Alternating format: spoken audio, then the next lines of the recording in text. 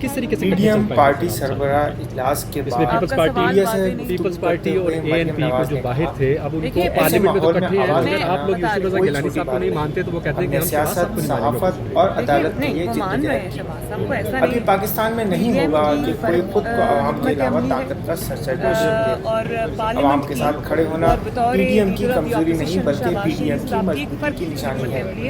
मरियम नवाज ने और इस बारे में क्या कहा, आइए सुनते हैं।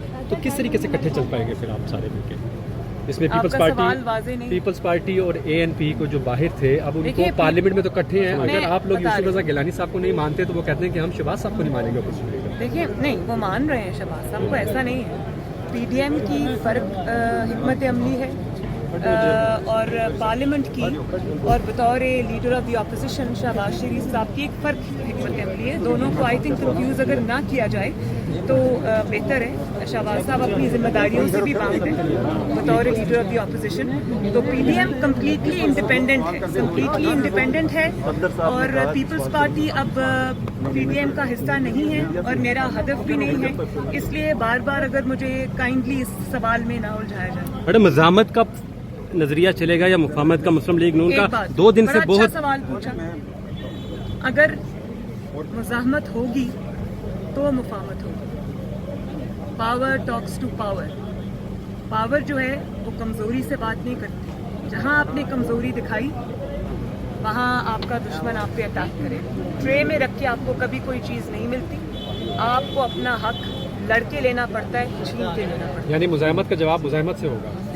मुज़ाहमत का जवाब अगर मुज़ाहमत नहीं भी हो रही तो हम आवाम के हकूक़ के लिए जो जिद्दोजहद कर रहे हैं और उनके राइट्स के लिए जो जिद्दोजहद कर रहे हैं, आप सहाफ़ी हजरात पे हमले हो रहे हैं, आपको दिन दहाड़े गोलियां मारी जा रही हैं, आपके घरों पे में घुस के अटैक किया जा रहा है, तो आवाम जो है वो महंगाई की चक्की में पिस रही है, पूरी दुनिया में मुल्क बदनाम होके रह गया।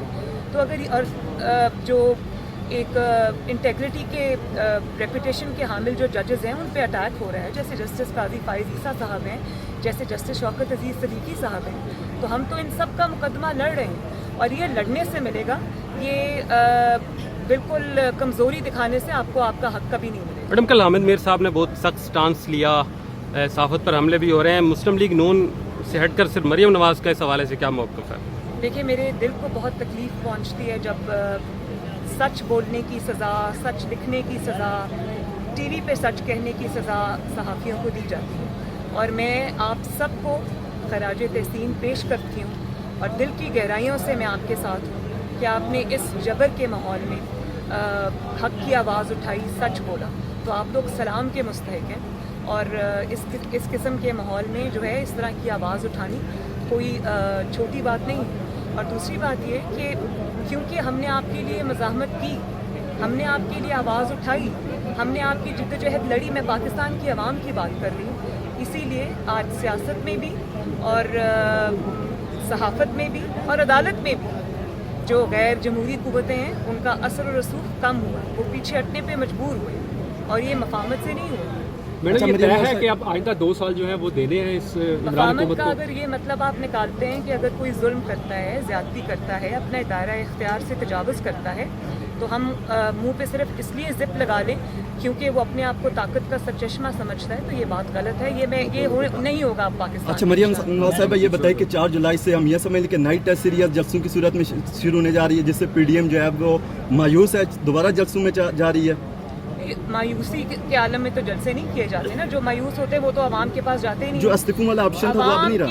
आवाम के पास जाना हर सियासतदान का, पीडीएम का हक है, उनसे रजू करना, उनकी तकालीफ को सुनना, उनकी तकालीफ में उनके साथ खड़े होना पीडीएम का हक है। ये कमजोरी नहीं बल्कि मजबूती की निशानी। मैडम आपका बहुत बहुत शुक्रिया, आपका बहुत बहुत शुक्रिया, थैंक यू। बता दीजिए कोई नहीं है आपके पास।